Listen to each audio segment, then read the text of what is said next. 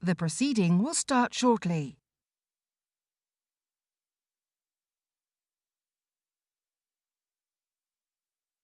The proceeding will start shortly.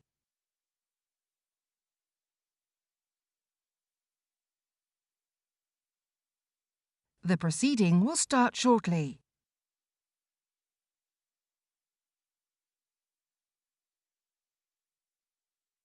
The proceeding will start shortly.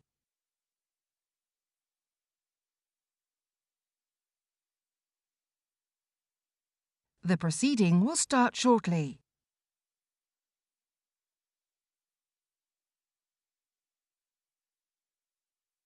The proceeding will start shortly.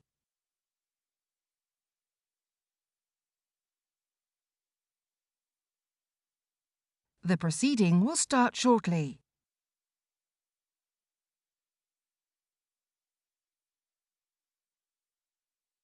The proceeding will start shortly.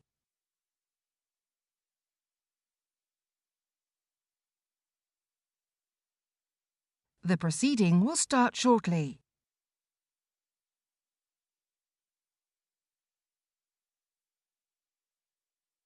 The proceeding will start shortly.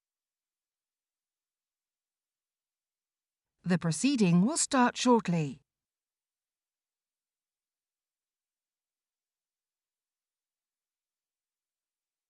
The proceeding will start shortly.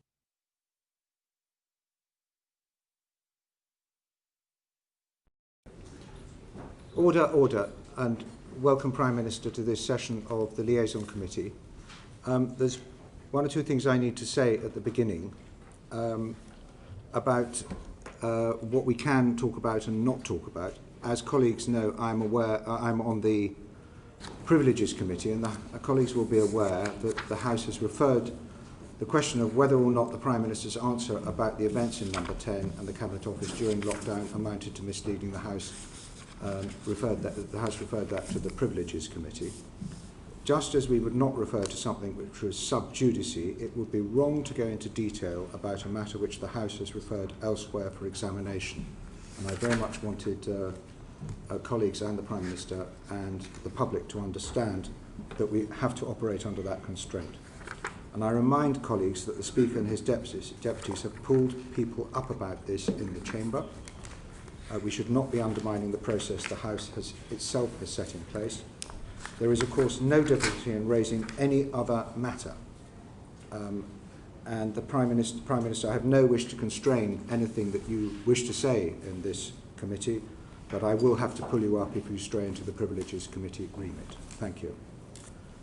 Prime Minister, it is our intention to start with the great issues facing the nation and to move to the question of integrity in politics and related matters towards the end of the session. Unless you wanted to dispose of those matters immediately first. I'll be subverted to your committee. I'll be guided entirely. Right, very good. I'm afraid I will pull you up if your answers are pressing on time, so that we can deal with that latter topic fully and properly at the end. And if your answers are too long, I'm afraid we will just detain you until we have completed our business. So every incentive for you to be as crisp as possible, and that goes for the questions as well, colleagues. We will start on the topic of Ukraine with the Chair of the Foreign Affairs Committee.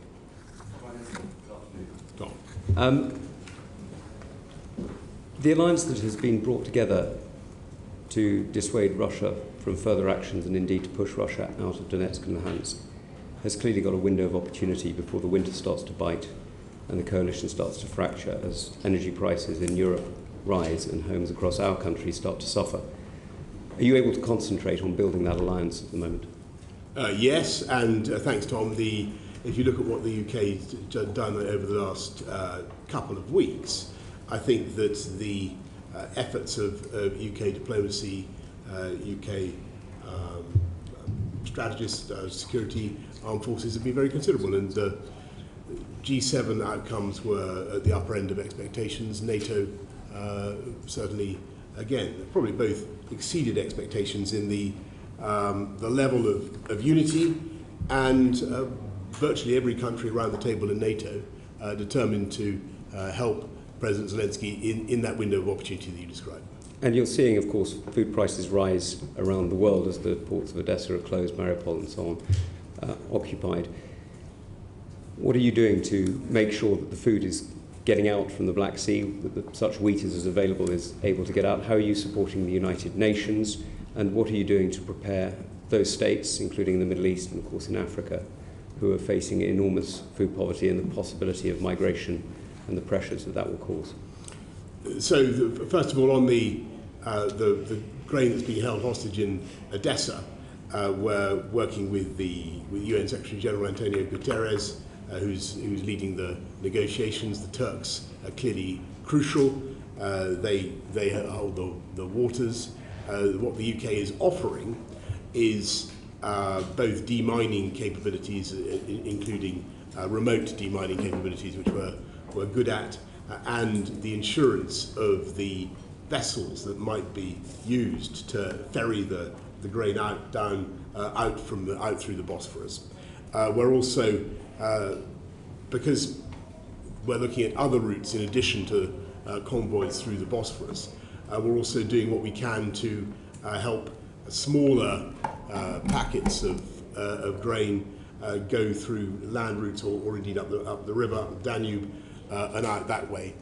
And we're spending some money on upgrading the railways to that end, and you're starting to see some growing quantities of grain coming out, not via the Black Sea, but overland and on the rivers. Now we're seeing, as you know, we're seeing enormous pressure on the weaponry that goes into Ukraine. We're seeing a lot of promises, and sadly from many countries fewer deliveries than are promised. What are you doing to increase the production and cooperation between armaments companies around Europe and around the United States and Canada to increase the supply? The UK led the way in inaugurating the Ramstein conferences, which have brought countries together to supply weaponry to Ukraine, and though the Americans are now very much in the lead on that and are certainly providing the bulk of what's going in. And we'll be doing more in August as the Copenhagen conference, as I'm sure you know, another military donor conference. There is the supplies continue to go in. The Ukrainians are steadily getting the kind of kit that they need if they're going to expel the Russians from where they are. But it's also very important that they are trained to use the MLRS, the multi-launch rocket systems, effectively, so that very expensive weaponry is put to good use. Now, your Foreign Secretary, forgive me, has explained that victory in Ukraine means taking back every single square inch of Ukrainian soil, including Crimea. What's your view of victory? We can't be more Ukrainian than the Ukrainians. That's for them to decide. President Zelensky has set out his ambitions. It will ultimately be for him to decide what the terms that he wants. But he's been very clear that he would like to return at least to the status quo ante February the 24th. And so what is your view of what victory for us should look like? I think that I think the victory for the Ukrainians would be a result that the Ukrainian people feel is the right one. And at the moment, I think I'm right in saying that 90% or more of Ukrainians believe passionately that there should be no deal that involves land for peace, and they want the Russians expelled from every part of the territory that Putin has invaded. Are you confident of holding the NATO agreement together, or rather the European and American agreement together, in making sure that coalition sustains the Ukrainians even when the winter prices start to bite? I think what was notable at Madrid was how anxieties about the friability of the coalition were proved to be unfounded, and that's because the logic of the situation simply demands international unity. There's no other solution. There's no deal on offer. Even if the Ukrainians wanted to do a deal of land for peace, Putin isn't offering any such deal. He still remains utterly maximalist in his objectives, and that's why we have to continue to support Zelensky in the way that we are, and that's accepted around the table. And part of your commitment to sustaining Ukrainian operations and indeed wider British military operations is your increase to 2.5%, given that the various international organisations and indeed our own statistical agencies do not foresee any growth in the UK economy in the coming years. Who are you going to take the money off in order to increase the defence budget? I'm not certain I agree with your premise about the growth of the UK economy in the coming years. I think if you look at both, I'm sure we'll come to this in later sections, but in both the IMF and the OECD see us going back to at or near the top of the growth league. But I think percentage rather than absolute. Yeah, sure. But the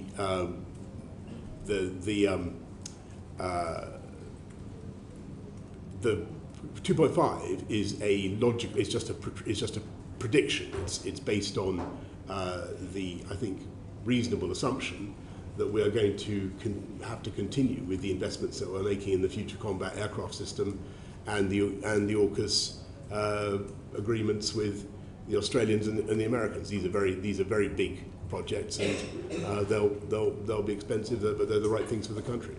And so the last question from me will be on Sweden and Finland. Clearly their membership of NATO is an extremely important event, not just for them but for all of us.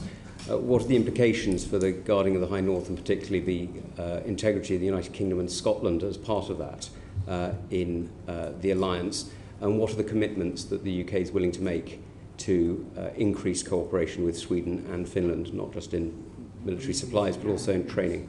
Yeah, well, thank you. We already do a lot of cooperating with the Joint Expeditionary Force, the JEF, as you know, is up there in the High North. The addition of Finland and Sweden is a great moment for the alliance. I think it will strengthen the alliance, and it tells you all you need to know about Putin and his aggression at countries as peaceable as Sweden and Finland have decided to join NATO. Thank you, Chair. Prime Minister, good to see you again. We're establishing that the world is getting more dangerous. The next decade is going to be very bumpy indeed. I want to focus on UK defence capabilities. Despite the injection of £24 billion, the integrated view has seen a tilt towards cyber and space, which is welcome, but it's come at the expense of cuts to all three conventional services. At your last appearance here, prior to the Russian invasion, you boldly stated that tanks are not the answer to the defence of Ukraine, that the old concepts of tank battles on the European landmass are over. Prime Minister, do you now recognise the value of tanks as part of our landfall warfare mix, and plans to reduce our tank numbers now need to be reviewed? Thank you very much, Tobias. I think that when you certainly, I think that it's important for the UK to have tanks, but I think for the Ukrainian purposes, even more valuable were anti-tank weapons. And if you look at what really changed the course of the first few weeks of the war, it was the javelins, it was the NLAWs in particular, and the javelins that were used to destroy the tanks and ready to make Russia's tank warfare extremely difficult. And you'll have seen exactly what happened. That's understood, and I don't disagree with that. What I'm trying to stress at is that the defence budget, it will actually go down by £1 billion in 2023-24, according to library figures. And you mentioned NLAWs. We have stockpiles which are being depleted.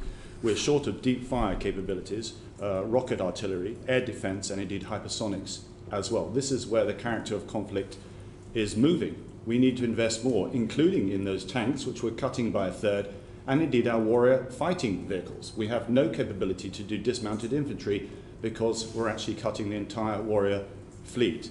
Could I beg with the Prime Minister to reconsider the army numbers? If there's one thing he could take away from here, with his new Chancellor, to look at securing £40 million required to reverse the cuts in our army manpower. Yeah, thanks. I just want to stress that we value immensely the armed forces, in the sense we value the numbers of troops. If you include the reserves, they're in fact over 100,000, so 73,000 in the regular army plus 30,000 reserves. But I think it's also very important that, and I heard all the points that people like General Sanders have made, but the important thing is to have the best possible equipment for those troops, and that's what we're doing. Well, let's look at that equipment, because in the army, I just said, we're losing a third of our tanks, we're losing our warrior fighting vehicles, we're decimating our tracked land warfare capability. In the RAF, we're down from 36 squadrons during the Gulf War to just 6 today. We're losing all our Hercules heavy lift, we're losing, we only have 48 of the 138 F-35s, we're losing 2 of the E-7 I-Star aircraft that are so critical to work with the F-35s.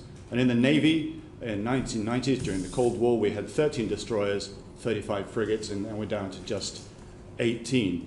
We are hollowing out all our armed services at the very time that, as you mentioned, the head of the army is saying we face a 1937 moment. This is the time to be investing in our armed forces, not depleting our capability.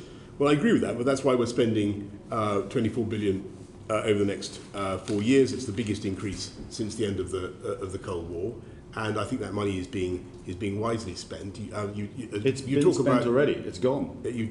Well, it's over the next 4 years. Yeah, it's gone in to invest into paying for the replacement of the Vanguard submarines. The money didn't even hit the sides. That's where it was needed to make sure that program allowed us to continue our nuclear deterrent.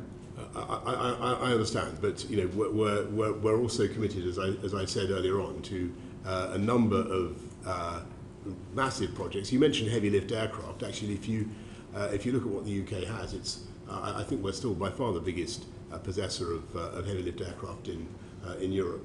On ships, where we've got a very active shipbuilding program. You know, Tobias, I take your point about tanks again humbly and sincerely, and you know I will take it away and look at it and look at the armoured personnel carriers, the armoured vehicles.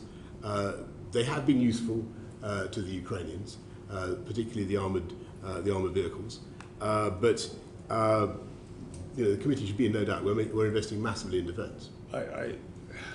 I hear what you say, but I mean you're a classicist. You know, your responses to date make me feel like Homer's Cassandra. I say to you, we must prepare for the storm clouds that are coming over the horizon, and you don't seem to believe me. I say we can't afford these troop cuts in our army numbers, but you don't believe me. And I say that we need to reverse these cuts in our land warfare systems, our ships, and indeed our planes, and you still don't believe me. And there is a change afoot. We are our history and a turning point in our history, and we need to prepare for what is coming over the horizon. Britain must play its part. There is a gap in leadership in Europe, and I want Britain to assume that role. We can only do so if we prepare today and advance our defence posture. I really think you should have been at NATO to listen to... I wasn't invited, sir. One day. To listen to what the other countries say about the UK contribution and the indispensability of UK armed forces, our contribution to NATO's new force model, the role that we play. We're the second biggest spender in NATO, but a massive contributor to all the joint operations. And I think Jens Stoltenberg, the Secretary General, would testify that. And when you say, I don't believe, that's not true. I do understand the need for more spending on defence. It has to be balanced against other priorities, and it is going up. Then reverse those troop numbers. Okay. Can I just press one matter related to this? We have given away our training stocks of NLAW, of MLRS, and other munitions to the Ukrainians. What are we doing to galvanise the supply chain back to a wartime capability that will provide resilience of stocks? Because at the moment we simply can't replace those stocks. Well, thank you. But actually, if you look at what's happening in Belfast, they are making a lot of NLAWs. They're not replacing as fast as we're giving them away. That is a fact. That is true. They take a while to make, but we're replacing them. But I mean, this goes to the heart of the integrated review, which was very good on analysis and requirement, but there are only 2 pages on the implementation. What are we going to do to make sure that we implement the defence and integrated review so that we actually have the capability ready when we need it? Because at the moment we don't. We're supplying a huge amount of capability. I accept the view that we need to modernise and do more, and more NLAWs are certainly rolling off the production line at Thales. I think it's Thales in Belfast. Is it time to quickly? Is it time to review aspects of the integrated review? I think the integrated review has stood the test of time well. And, we're going to move on. And I'm happy to take that up later. Angus McNeill. Thank you very much, Mr. Chairman. Prime Minister, about 4 years ago just now, I was comparing your predecessor to Gloria Gaynor, because she will survive. And at that very moment, there was perhaps a young Lochidvar type making his resignation statement in the House of Commons at that moment. Can you remember who that was? Mr. McNeill, you have to... It was yourself, Prime Minister. I was just checking that you're a bit of a trendsetter in that regard. Yes. But when... It seems from the rumours I'm hearing from Conservative MPs that you're beyond Gloria Gaynor, you're more the Paul Young and you want to tear the Playhouse down. And the warning they're getting is, if it's a sure destruction of the Prime Minister, you might make it mutual.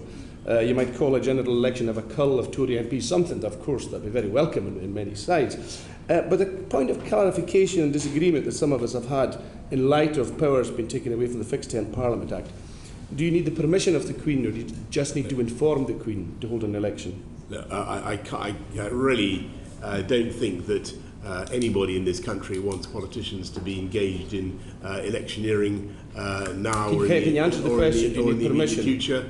and I think that we need to get on with serving our voters and dealing with the issues that they care about. So your nervy backbenchers are okay.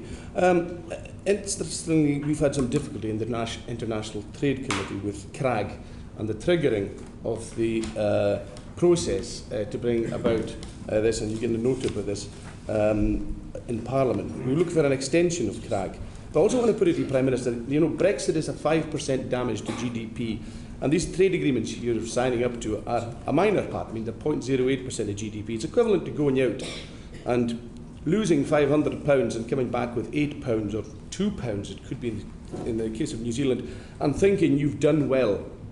Is the Brexit process and the trade agreement process good for the economy, given what your own figures are saying? Yes, I think that they are. And so if you lose £500 and come back with £8, you'll tell us all you're having a good day. It was the ability to set our own medicines policy that enabled us to come out of the to vaccinate everybody. Every country's done that. Come on. And the death rates. We can trade that. I'm asking you a specific economic question. Fair-minded people. What about 5%? Order. Can you answer Order. Prime Minister. Thank you. Prime Minister, can you answer Prime Minister.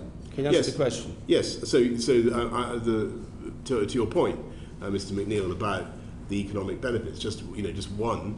In addition to the free ports, free trade deals, the ability to vary regulation, and all the rest of it, I would point out that by being able to vaccinate faster than a lot of other, I think virtually every other European country, Mr. was able to come out of lockdown, which was a considerable It's an economic question, not a vaccines question. Mr. McNeill.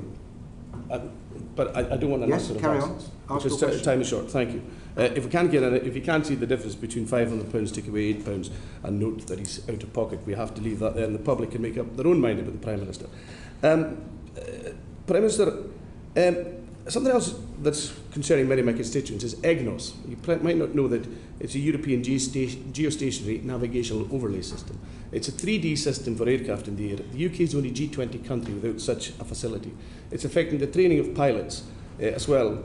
Will you get the UK back into EGNOS quickly, or have an equivalent 3G navigation system in the air in place soon? It's required.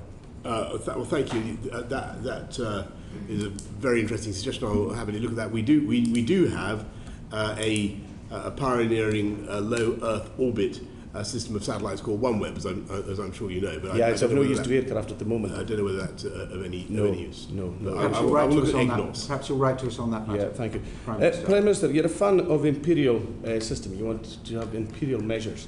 Well, I think. Well, I think people, if people want to have them, I don't think that. How easy is the system? I mean, how many ounces are in a pound? No, I'm not going to. I'm afraid I was brought up in the. So you don't know how many ounces are in a pound? The basics of the imperial system. I think there are 16 ounces. Mr. McNeill, we can't hear either of you what you're saying. 16 ounces to a pound. 16 ounces to a pound. I would tax you with pounds in a stone then. But I've got to make a confession. I was educated all over the place, and I can do metric as well. Let me put it that way. So the Prime Minister of the UK is more adept in the metric system. Excellent. I can tell you what I think of my weight in stone. How about that? Okay, thank you very much. And probably put your mind at rest. I mean, I've heard mention of Sweden, Finland, and Scotland. I have no questions to ask about independence of Scotland. It's not a matter for you, it's a matter for the people of Scotland. Yep. It will be decided in Scotland. And I think, Prime Minister, that's about all that we need to discuss at the moment. Thank you. Mr. Chair. Thank you, Mr. McNeill. Sir Robert Goodwill, DEFRA. I'd like to bring us back to the topic of food security, both globally and nationally. I mean, globally, it's a matter of whether people eat or starve. Nationally, it's having a major impact on the cost of living crisis. And I wonder if we are underestimating the ease at which we can actually bring wheat supplies and sunflower supplies out of Ukraine, given the change of gauge of the railway lines into Poland, given the way that loading equipment in Odessa could be damaged by missiles. Is it really only realistic possibility if there were a ceasefire, and as long as conflict's going on, is there really a possibility we can get those supplies out? Well, Sir Robert, what's happening is that the monthly consignments of grain out of Odessa are starting to go up. It should be about 5 million tonnes a month. I think that it's the most recent figures I saw for June, I think it was running about 2.75 million tonnes, so it's not nothing. You can get it out not just by the sea, as I was saying earlier on, but by land routes as well. I think the risk is, and I think what the Ukrainians are worried about, is that if they negotiate a deal with Putin to get him to open up the Black Sea, he will demand the lifting of sanctions in an unacceptable way. Coming close to home, the government published its food strategy a couple of weeks ago, which I think was widely welcomed. One aspect of that was having more food from our own resources. We're self-sufficient in liquid milk, but about 75% of the food that we can produce here, climatically, is produced here.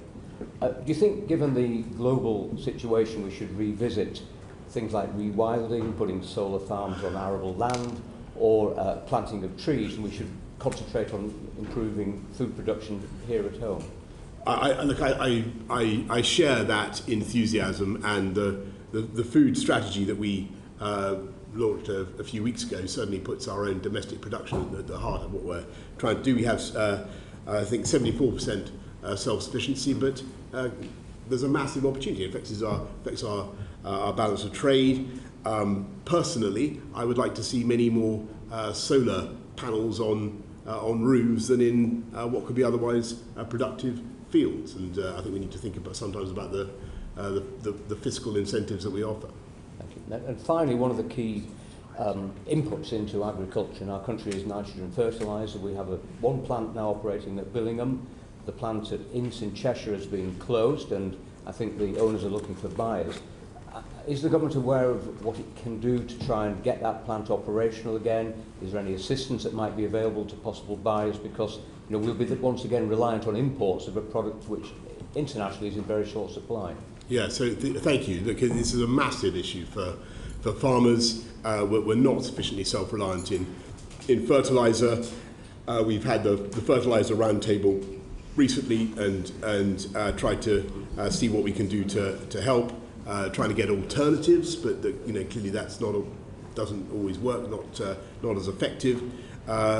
We need to make much more fertiliser domestic. I have to say one of the reasons why the global south is suffering so much at the moment is also shortage of fertiliser, and there are far too few African fertiliser plants, and we should be doing what we can to help build fertiliser resilience around the world. And they are really feeling it right now. So have there been any conversations with prospective buyers of the plant in Cheshire, do you know? I can't tell you about prospective buyers of that plant, but we're certainly concerned about, there is a single plant left, as you say, and that makes us, that puts a lot of pressure on that plant. Thank you very much. Mr. Elwood, you wanted to catch my eye very briefly for a one-liner? On the Ukraine grain, we recognise, thank you, Chair, we recognise the importance of getting grain out of Ukraine. It's ground zero when it comes to feeding not just Europe but also Africa. Could I invite the Prime Minister, I think there's an opportunity for British leadership to take this to the UN General Assembly. It's something I've raised with you before, sir. Yes. And to see whether we can get those 2/3 votes to turn the port into humanitarian safe haven that will then allow or facilitate the starting point of getting that grain out in those ships. It's the ships that we need to get out. That's the scale of exports that are required if we're to affect the cost of the crisis here. Prime Minister, that was a long one. So thank you. I don't disagree at all. The question is could you get the Russians to do it? And sadly, as you know, Tobias, even in the UN General Assembly, although we got a great vote for the initial condemnation of the invasion, Russia and China are very influential. Dame Diana, Home Affairs. Thank you. Good afternoon, Prime Minister. A few weeks ago I met a group of Ukrainian MPs who had travelled to the UK via the Republic of Ireland. Like every other country, the Republic of Ireland in Europe doesn't require a visa. They then travelled up through the common travel area. They didn't have anything checked. And they were raising with me whether it was a sensible decision to allow such a bureaucratic visa system for Ukrainians fleeing Ukraine. was a sensible use of resources and, as we know, has compromised the capacity of the Home Office. What do you say to that? I hear you loud and clear, Diane. I think that the argument that's been put to me is two things. First of all, we've got to be careful that we are able to screen people properly. And but these people are coming up through the common travel area, there's no screening. I accept that, and I accept the limitations of screening. But on the other hand, you've got to look at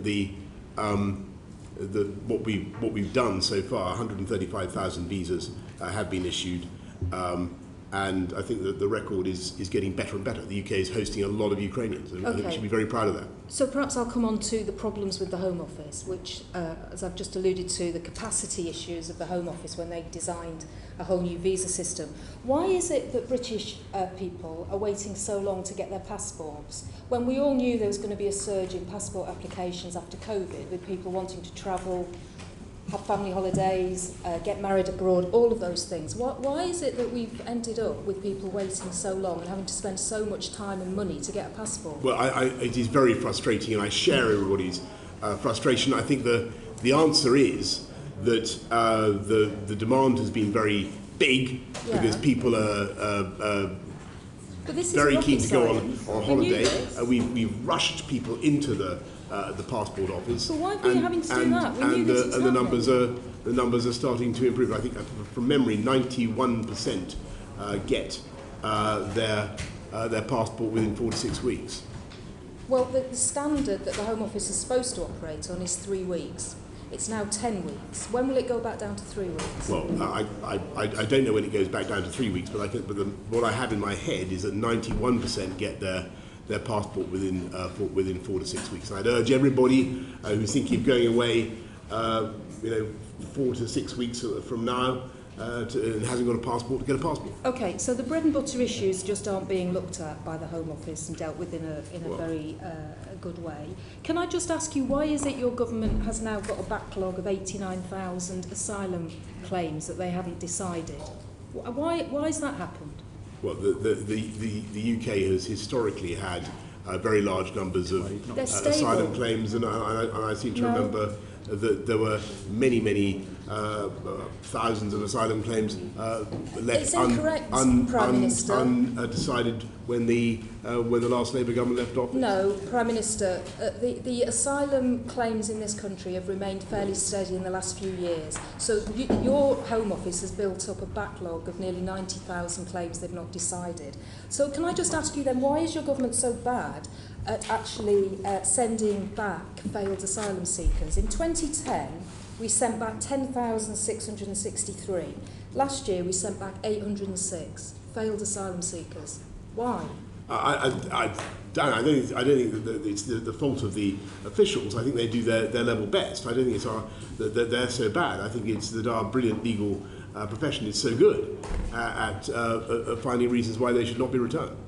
That's your answer. It's not to do with the fact you haven't been able to enter into agreements with other countries. You haven't got a replacement for the Dublin agreement.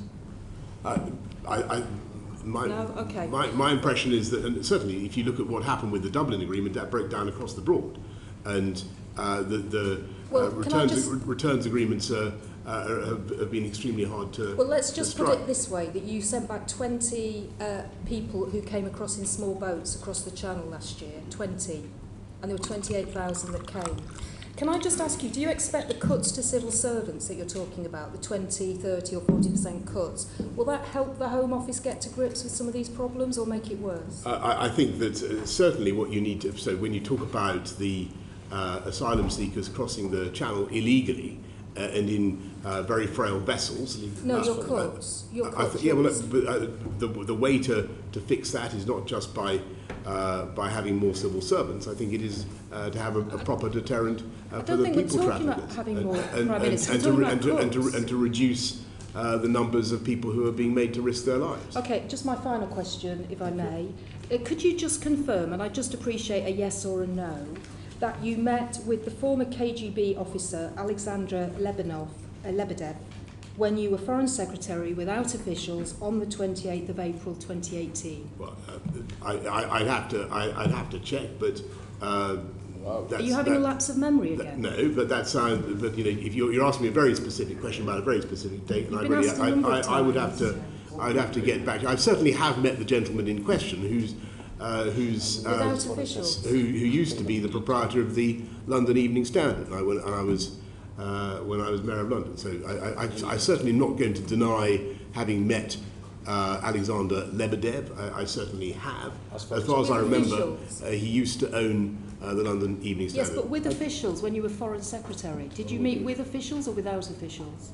Look, I certainly met him without officials. Right. And you know, as I say, he's a perhaps you could write to us proprietor of a perhaps you could write to us with a specific very answer. happy to specific answer to that very specific question. Yes. Meg Hillier. Yes, can I just follow that up? Prime Minister, I mean, you said you met her without officials. Was that presumably was when you were Mayor of London?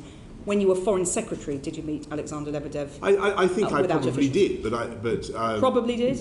As I said, I would need to check. You used to regularly meeting him. I mean, was it probably because you meet him often, or probably because you can't remember? I've met him on a very few occasions. As Foreign Secretary. On the occasion you're mentioning, if that was when I was Foreign Secretary, then yes. Without officials. Yes, I mean that makes sense. Did you report to your officials that you had met him? I think I did mention it. Yes. And where did you meet him? I met him in Italy, as it happens, but I really, I forget. Anyway. Well, perhaps you'll write to us. Personal engagement, was it? Yeah. That's personal exactly engagement right. in Italy? We'll move on. Caroline Noakes, Equalities Committee. Prime Minister, you've referred to the Homes for Ukraine and the Ukrainian family schemes. Can you give us any indication of what proportion of the visas issued have been to women? I can't, Caroline. I'm sorry. I'll have to write to you. Okay, so we're not collecting official statistics on that, but the indicative ones suggest that it's 82% are women, many of whom have children with them. What safeguarding concerns do you have about Ukrainian women being here in the UK?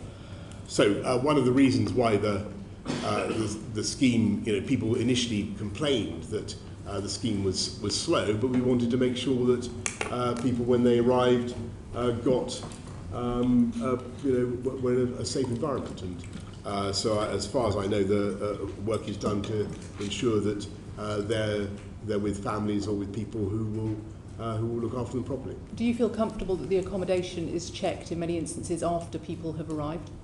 To the best of my knowledge, they have everybody that I've met or who's been involved in the scheme says it's working very well. So you do feel comfortable if accommodation is checked after people have arrived? I can't tell you, Caroline, exactly what checks are done on the accommodation after people have arrived, but I know that safeguarding is done to make sure that they have a good experience while they're here. Do we know how many are no longer with their original sponsors? I can't give you that, I don't know. There's certainly indications that there could be as many as 660 Ukrainian households already who are owed a duty under the homelessness prevention. Do you have any concerns about where they're going to end up? I don't know that that it's right that that there are that many Ukrainians who are homeless in the UK. I think that where there are arrivals who have had a problem with their sponsors, with the household, the councils have a duty to provide a roof for them, and that is supported by a grant of £10,500 per person. So we're not currently aware of any Ukrainian sleeping rough, for instance. Okay, the statistics show that there are 660 Ukrainian households owed a prevention or relief duty for homelessness. Are you, you said earlier today, I think to Clive Betts, that people would be able to switch between the Ukrainian family scheme and the Homes for Ukraine scheme. When do you think that will be possible? So we're trying to speed things up. I can't tell you when we're going to be able to make those two schemes allow people to move fluidly from one to the next, but clearly there's a logic in that. And if people should be able to switch between the family scheme and the Homes for Ukraine scheme, should they also be able to switch sponsor within the Homes for Ukraine scheme and have the £350 a month funding follow them? Interesting idea. We'll have a look at it. I'm not going to extemporise a solution. If a lone woman has fled a sponsor's home because of safeguarding concerns, do you think the funding should follow her? Well, I can see the logic of that, yes. But I will certainly have a look at what's happening. I'm sure that particular issue is something that Home Office staff have thought about. Perhaps Minister Harrington and Minister Gove, if they're still with us, could look at that. Can I ask you specifically, when it comes to safeguarding concerns, yes, should safeguarding always be straightforward? Well, of course. Thank you for that. And finally, we know that people traffickers are operating between on the borders of Ukraine, particularly targeting women and young girls. Do you have any concerns that Ukrainian women are going to turn up on the beaches of Dover, trafficked here in small boats? And if that happens, what should we do to help them? Well, to the best of my knowledge, that is not happening at the moment. We have safe and legal routes, several safe and legal routes for Ukrainians right now. Earlier this week, a group of female Ukrainian MPs were at the OSCE meeting, specifically expressing concerns about people trafficking. Mm-hmm. What are you doing with other European governments to make sure that that does not happen? The Home Office does a huge amount to tackle people trafficking upstream, working with other European governments. The National Crime Agency is heavily involved in that. Are they specifically looking at the threat to Ukrainian women? I know that one of the things that when the exodus began, one of the things that we were particularly doing is making sure that we had staff at the particularly in Poland who were looking after the interests of people who are leaving and who might be wanting to come to this country. Are those staff trained to deal with people trafficking? I believe so, but I would have to get back to you on that. Thank you, Bernard. Thank you. Stephen Crabb. Thank you, Chair. Welsh Affairs.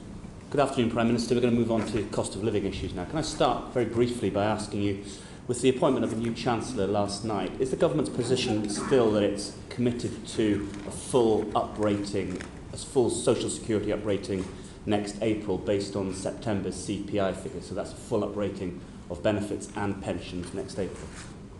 I'm aware of no change in our policy. Has the new Chancellor indicated any desire or intention to look at reopen any of the decisions we've made in response to the cost of living crisis, or indeed are there any areas that you would want him to reopen? I think that what the new Chancellor is going to want to do is continue with the package of support that we've set out, and don't forget that there's £1,200 for the 8 million most vulnerable households going into people's bank accounts this month, £400 to help everybody with the costs of energy, cuts to council tax, and I know that the new Chancellor is certainly committed to all of that. So as far as you're concerned, Prime Minister, the basic template for our response to the cost of living crisis, indeed our wider tax and spend strategy, remains locked for now under the new Chancellor. Well, you're pushing a bit too hard. I think that that would be, that's not quite the conclusion that I want you to draw. I certainly think that the new Chancellor will want to think about what we can do to do even more to help people, whether on the fiscal front or whatever. The Minister for Brexit Opportunities recently appeared to be quite dismissive of OBR forecasts, and I think even appeared to question the usefulness of the OBR altogether. Do you, Prime Minister, have confidence in OBR forecasts? I think that the OBR forecasts are very useful. I don't think that they should necessarily, but my experience is they don't always turn out to be correct. But that doesn't mean that they're without value. When have they turned out to be correct? Well, it's about I think, a rhetorical question. So when the OBR in March, Prime Minister, predicted that the UK is going to see the fastest drop in living standards since the 1950s. Is that an OBR forecast that you accept? I think that we've got to be realistic, that there is going to be a lot of economic pain, and we've got to be frank with people about that, and that is certainly the case. What we will do, so what we're doing is trying to help the lowest income households as much as possible, and actually they may get fully compensated, but there will certainly be, or virtually fully, but there will certainly be a lot of pressure for a while. That pressure will then abate. We will get inflation under control. That is the big problem right now, but I'm very confident that it will have abated by next year.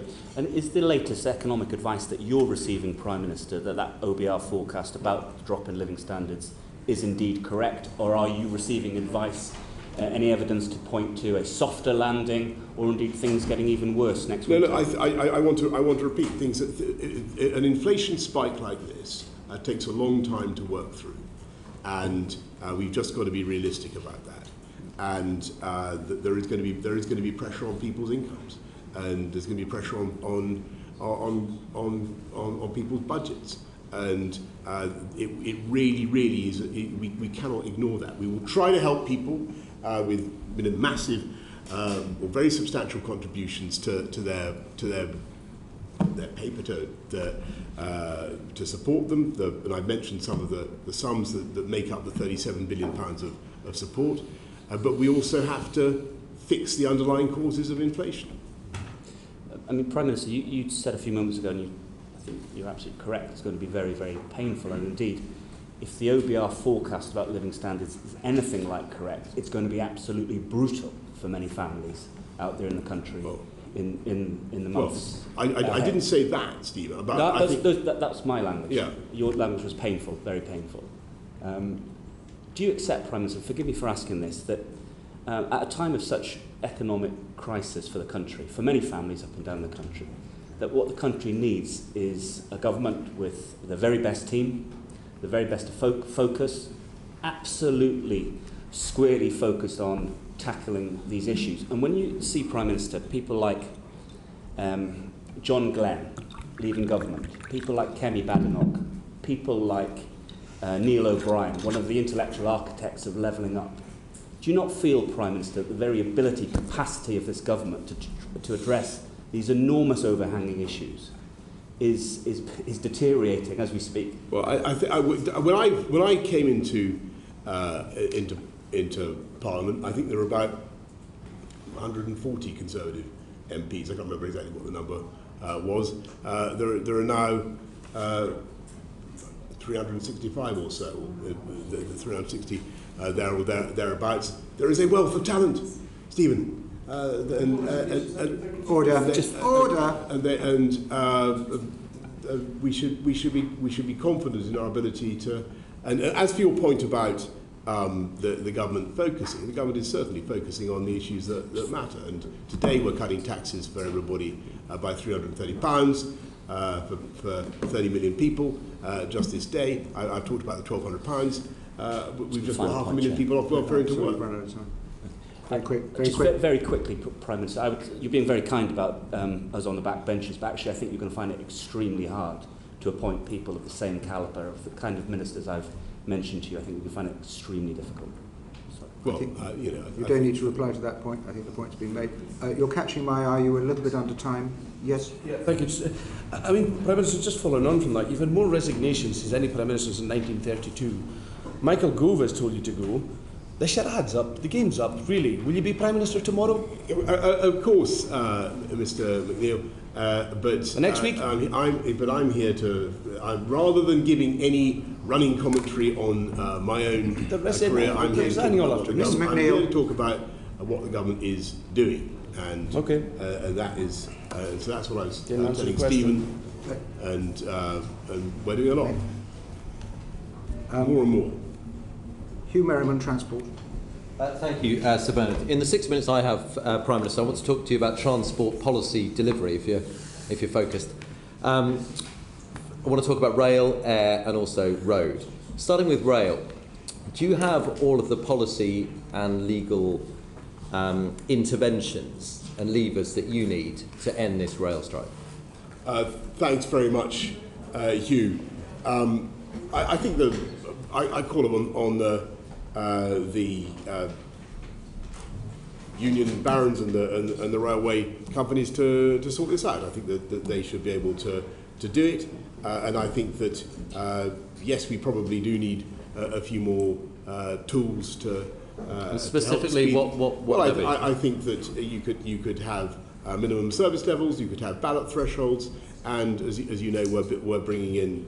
I think we've already brought in the provision for agency workers where that's necessary. Now, that's not going to fix problems like train drivers. You're not going to get agency workers to drive a train, but the argument I would make is that you need to modernise. So let me just again focus on the levers, because I think under the Conservative manifesto there was a line that said only the Conservatives can get Brexit done, a few more things, and stop passengers being held hostage by the unions. But in fact, and that was with the introduction of that policy of minimum service levels. Yet that hasn't been introduced, and people are being held hostage, which might be your view. So why did you not bring, with an 80-seat majority, that legislation through before the strike started? That is a very good question. And the answer is? And the answer is we should have done it. And the trouble was we had a lot of COVID stuff to deal with, and I'm afraid it got pushed to the right. And I thought you might say that, but there have been other things we've been able to do, notwithstanding COVID. Okay, let me move on to airports. So massive disruption in the airports, people having their holidays cancelled at the last minute. Why wasn't more done to stop airlines putting more flights in place than that we knew their staff could, that they had the bandwidth of staff to deal with? Well, the airlines should not be abusing passengers in the way that they have been, and I think that there should be greater protection. But I think But again, this is all there should be. My question is why hasn't there been?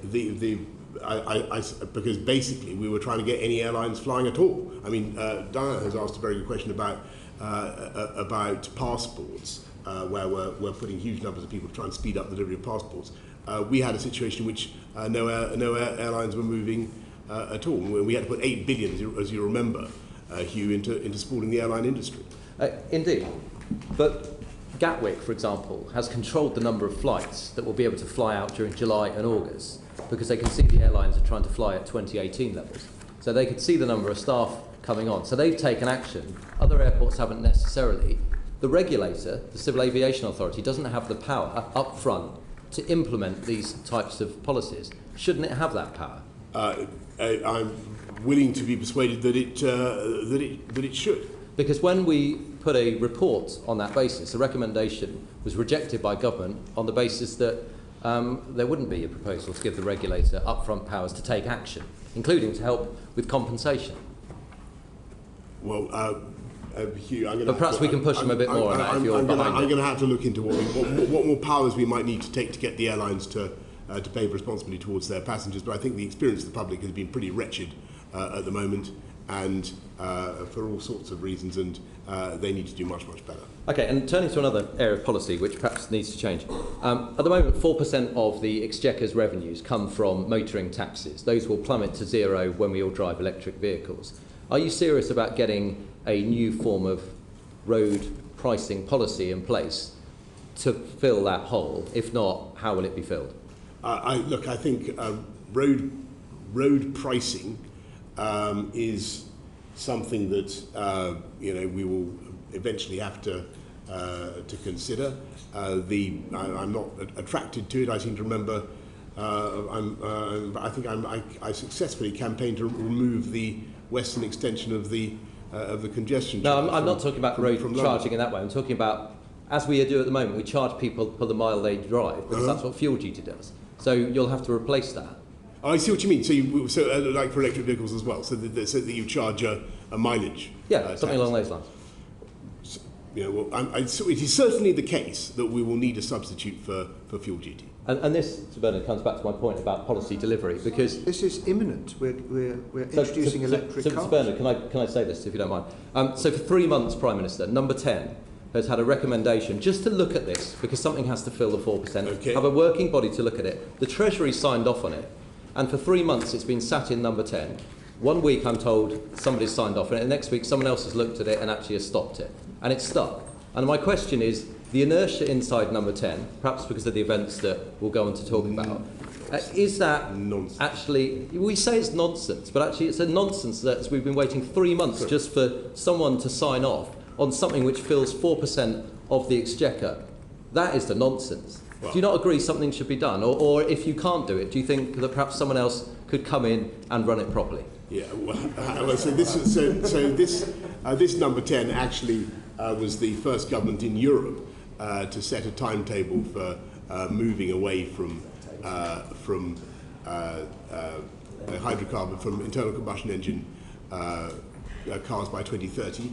Yeah, I know exactly, and that's why Prime Minister, you should follow through on the consequences of it. We've been moving at blistering speed. We will certainly look at we're looking at all fiscal proposals to replace fuel duty, and I'm happy to come back. You're not. You're actually currently sitting on all proposals. I cannot believe that the Treasury is showing the slightest hesitation or reluctance to find a new way of. No, that's my point. The Treasury signed off on it. Number 10 then insisted on looking at it and has been sat on it for 3 months. I think Andrew Griffiths is currently the one that's now said, no, I don't like this. And we are therefore stuck, having thought we'd cleared all the hurdles. I will take it up with Prime Minister, I'll just add, I was Shadow Transport Secretary in 2000, and road charging was seen as the future then. Successive governments have dodged it, but why is your government dodging it when you're already abandoning the revenue stream from hydrocarbons? So Bernard, why do you think we necessarily are? We've got to find a way of filling the gap left by fuel. You've actually got a target for eliminating fossil fueled cars, but you haven't got any plan in place to replace the revenue. Well, I think it highly unlikely that the Treasury will let any opportunity go to find to raise revenue from motoring to substitute. I think we've made our what we point. want to do is we want, for the purposes of the environment, to encourage the take-up of low-carbon vehicles, and that's why the fiscal strategy is framed as it currently is. So that's what we're doing for the time being. My apologies to Darren Jones-Bayes. I should have brought you in earlier. Thank you, Sir Bernard. Prime Minister, how's your week going? Terrific. Like many others. Did Michael Gove come and tell you to resign today? I think I said earlier, Sir Bernard, that I'm here to talk about what the government is doing. I'm not going to give a running commentary on political events. Okay, so let's talk about what the government's doing. You've just said today that the government's giving the biggest tax cut in a decade, but it's a tax cut to your own tax rise, isn't it? No, what it does is it gives people, 30 million people, by lifting the thresholds, it gives them, on average, a tax cut of £330. Against the tax rise that you previously announced. In fact, freezing tax allowances for average income taxpayers means they're going to pay £46.8 billion more over the next 4 years. Tax is going up, not down, isn't it? It is certainly true that what we've had to do is make sure that we deal with the fiscal impacts of COVID, and I think the committee will remember that this was we had a colossal fall in output. We had the biggest pandemic for 100 years, and we had to look after people and businesses to the tune of £408 billion. That money doesn't grow on trees. We've had to. So in order to protect our schools, our hospitals, we of course have had to increase. We've had the health and care levy. But what we're doing Prime Minister, now I just need is to move you helping on. people Prime Minister, on average with Prime a £330 tax please. cut. I asked about the tax cut announced today, but I'll just move on. Let's look about the economy before the pandemic, because you've mentioned the pandemic, understandable event that was very difficult for government. But before the pandemic, Between 2010, when the Conservative Party came into office, and before the pandemic, national debt increased by £640 billion. It's now 100% of national wealth, and you keep announcing tax cuts and spending plans at the same time. Are you just going to keep putting more and more debt onto the nation's credit card? Sorry, you were just complaining about taxes going up. I'm asking you about what you're doing in government, Prime Minister. Get your story straight. Well, my facts are from the Treasury, Prime Minister. What we're doing is we have to be sensible and we have to be responsible. We're making sure that we manage the public finances in a prudent way, but I think that there will be scope for further tax cuts in due time. Maybe imminently, perhaps. Can I just move on? Prime Minister, can I just move on to economic growth? You said yesterday you welcomed your new Chancellor, Nadeem Zahawi, yes, because he would grow the economy in a way that presumably Rishi Sunak couldn't. But we're more likely to end up in a recession. I don't think I said that, but anyway, go on. We're more likely to end up in a recession this winter, aren't we? Look, I think that as I was saying to Stephen, I think that the economy is that people are going to be under a lot of pressure, but I think we'll get through it. Do you think there'll be a recession in the winter? I think that there will be a lot of pressure caused by the price spike. We are going to do everything we can to shield people, to deal with the underlying causes of inflation, whether that's through the energy markets or the labour markets or whatever. And there's a lot we can do. And I think we'll emerge stronger the other side. Okay. So you've often said, and your supporters have often said, that you've got all the big calls right as Prime Minister. But actually on tax, on debt, on growth, on pay, things have been getting worse, not better. 14 million people, I understand, voted for you in 2019. You've let them down, haven't you? No, I think that what they can see is a government that gets on relentlessly with a programme of uniting and levelling up. We've got the biggest investment in infrastructure for a century, £650 billion going in on roads, all the things that Hugh was talking about, roads, rail, transport of all kinds, housing. It is a colossally ambitious programme that we are still doing, and at the same time, because actually we got the as you put it, Darren, the big calls right on. I didn't agree with COVID. that, by the way. Well, I'm going to agree with it, yeah. Even if you don't. We got the big calls right on COVID. We came out of lockdown faster. We got it right with the vaccine. That enabled us. That's put us in a position to look after people. Thank and that's, you. and that's what we're doing. We're just going to move on to my next question. I'd like to just read something out to you. Quote: "When a regime has been in power for too long, when it has fatally exhausted the patience of the people, and when oblivion finally beckons, I am afraid that across the world you can rely on the leaders of that regime to act solely in the interests of self-preservation and not in the interests of the electorate." Who authored that quote? You're trying me. Was it Cicero? Was it Aristotle? Lord, far Lord. Prime Minister, you might like to think Cicero, let me just think. I think you might be more like Plato. No, maybe Nero. Was it Montesquieu? Maybe Nero. Just to break it to you, it was you, Prime Minister. And perhaps it was foresight for the final week in office. Now, can I just finish? Because I'm about to run out of time, Prime Minister. Okay. Because I made a joke there, but in all sincerity, and I know this must be difficult for you personally, but this isn't funny. It's not a game. People are struggling across the country. I'm just finished. It's not brave for you to carry on doing this. I think, in my view, you're hurting the country, Prime Minister, just on a very human level. Surely you must know that it's in the country's interest for you to leave now, isn't it? I think that the country is going through tough times, and I think that we have the biggest. You're making a point about duty, right? Yeah. And I look at the issues that this country faces.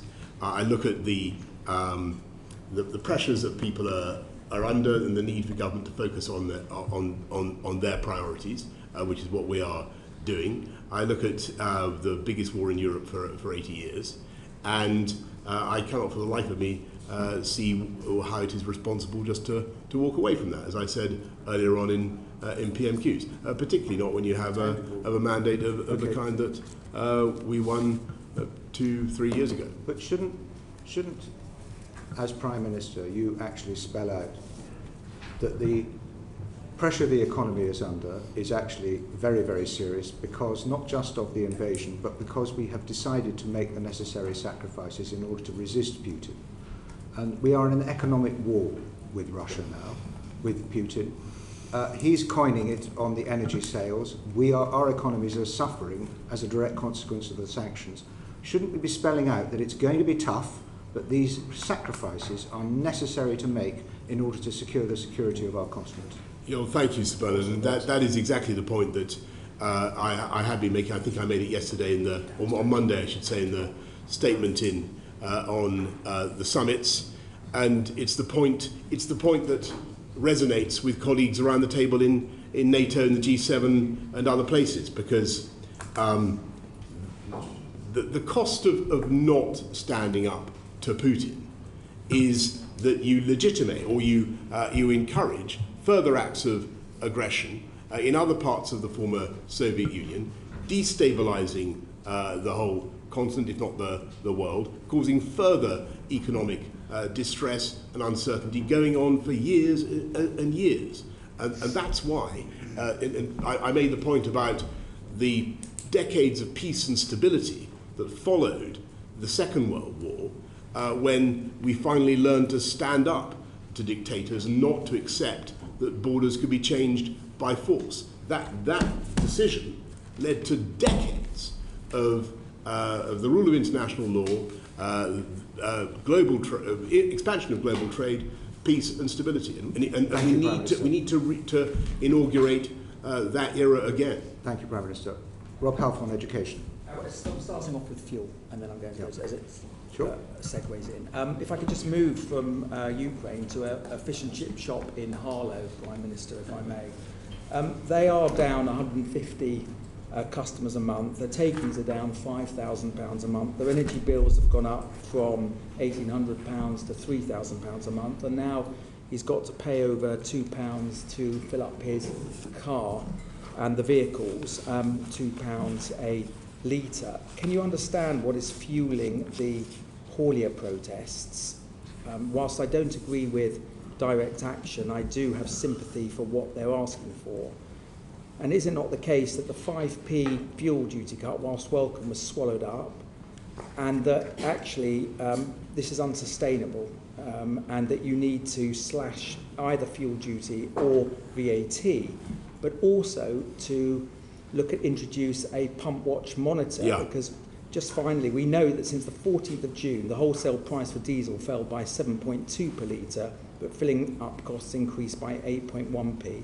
For petrol, the wholesale price dropped by 14.9p, but the pump price rocketed by 17.4p. So motorists, everywhere you look at it, they're being fleeced by the government, and they're being fleeced by the oil companies. So what are you going to do it? Because if you don't do something, there is going to be a Canada-style haulier protest around the Palace of Westminster. Yeah. No doubt that this is going to spread. Yeah, well, look, Robert, thank you. And you've been campaigning on this for years and years, and I listened to you very attentively. As you say, we have cut fuel duty by 5p for a litre. It's only about 100 quid a year. I appreciate that that's not much for people, and it's being swallowed up by what's happening on the forecourts. So we are doing Grant is, I believe, doing a pump watch scheme to ensure that cuts that we are putting in do get passed on. But clearly, the pressure is there, and I hear you loud and clear. I think before Angus leaves, one of the benefits of Brexit is you can cut VAT on fuel. So I should have pointed that out. But do you recognise you need to slash it?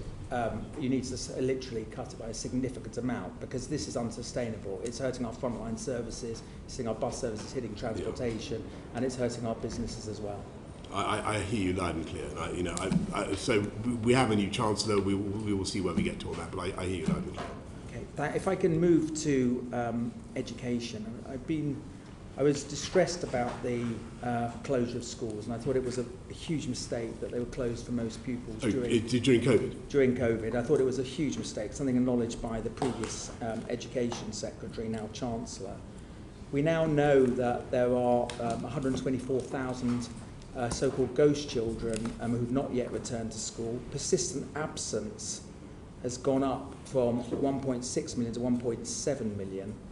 What is the government doing to get these kids back into back into school? And will you look at rolling out a programme of 2,000 school attendance mentors, not necessarily new employees, but school employees, existing local authorities employees and charity employees, to work with the families to get these children back into school? And you could use existing money from the Supporting Families Fund, the £80 million from the Supporting Families Fund, in order to do so. So, first of all, I agree with your overall premise that it was awful that schools had to close. We didn't want to do it. We tried to keep it for as short a period as possible. We're trying to get kids back into school as much as we can. One of the things we're spending about £5 billion on school on catch up, but one of the things that I think is important, and I believe in very strongly, is trying to give kids one-on-one or one-on-two, one-on-three the opportunity of tuition, which they might not otherwise have. But those are the children in school, so we need to get, I'm talking about the ones who are not in school. 1.7 million persistent absence, 100,000 children who've disappeared off 124,000 children who've disappeared off the school rolls, the so-called ghost children. Yeah, Robert, we will do everything we can to get these children back into school, and what we're doing is putting another £5 billion, or putting £5 billion into education recovery. So there's a lot for tutoring, but also direct targeting for those most in need, so that a £2 billion fund, which should help schools to get those ghost children back. But this is something that I'm afraid is going to require a joined-up effort. It requires councils, it requires a lot of bodies to come together to get those children back into school. Children's Commissioner has said that she wants all the kids back by September. I just think the priority for education should be to the education department should be to get these children back into school. It's just wrong that so many children are missing school and not yet returned. They have faced safeguarding pressures, damage their mental health, lifetime, trying to join in county line gangs. And I would urge you to look at the Supporting Families Fund, as I mentioned, the £80 million. Just very finally, I brought through a bill in a 10-minute rule bill called the National School Infrastructure Bill, which would treat schools the same as other national infrastructure to stop schools closing again. And that if, God forbid, there was another wave of COVID and the government decided to make a decision to close schools, that the Children's Commissioner would have a veto, and that Parliament would make an individual decision on school closures every 6 weeks. What's the question? Do you support that concept of making schools part of national? Rob, we're very happy to look at it, and I understand where you're coming from. I think it's clear from the data I'm seeing that the damage to kids' education, particularly for the done by the lockdown, continues, and it's disappointing to see the literacy and numeracy stats. We need to do better, and there's no question in my mind that's been partly caused by the closures. Thank you. Right, we're going to move on to integrity in politics. We are bound to overrun somewhat because we have to do this subject justice. So I hope Prime Minister you'll be able to stay until we've finished. Rob Halfon, Justice. Sorry, Bob Neal, Justice. How important is the truth to you, Prime Minister? Very important, Bob. And accuracy of language and statement? Also. Very important. Very, very important. And do you expect those standards from those who work for you in Downing Street, either as spokespeople or those who brief ministers to speak on behalf of the government? Yes. Can you help me about this? The story concerning the Honourable Member for Tamworth broke on the morning, late evening of the 29th, morning of the Thursday, the 30th. In the course of subsequent days, a number of statements were made by spokesmen on your behalf, in which it was said, in terms, that you had not been aware of any specific allegations. That's correct, isn't it? Yes, and that was not right, and just so the committee understands what I was doing. So on the Friday, when the allegations were put to me in detail, and the fact that a complaint had been made. I was mainly engaged in talking to a witness and removing the whip from the member in question. That's what I. Okay. Well, perhaps I can come to that. Prime Minister. What we should have done at the same time, I then left the building. But what we should have done is gone over all the interactions between government, me, and the member for Tamworth, and got a full timeline, and I'm afraid we didn't. And that's in retrospect. And I should have done that, but as a result, some things were said that weren't right. As soon as I was aware of the discrepancy, we took steps. Can you just tell me about? Okay. Well, what we do know is that on the 5th of July, Lord MacDonald of Salford, who was the permanent secretary, Under Secretary at the Foreign Office, said this: that the line that had been put out was not accurate, which you now accept. Said this in a letter to the Parliamentary Commission for Standards. Mr. Johnson was briefed in person about the initiation and outcome of the investigation. There was a formal complaint. I'm sure you've seen Lord MacDonald's letter now. Great.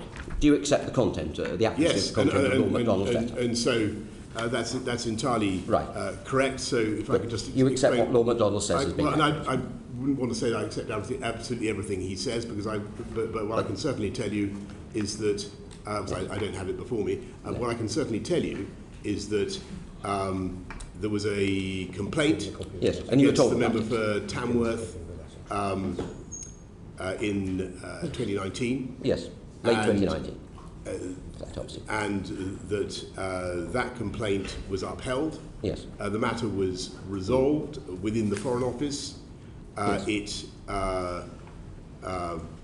was not deemed to approach the anything like the level of criminality or the ministerial code. But I was briefed on it on 2 occasions by the propriety and ethics people who first thought that it was happening, and then what the being outcome was, I concluded. imagine. And on both occasions, what I had was an extremely short oral account, of which there was on Friday there was no record of that in number 10. It didn't stick in your mind then? There's no written record of that. Forgive me.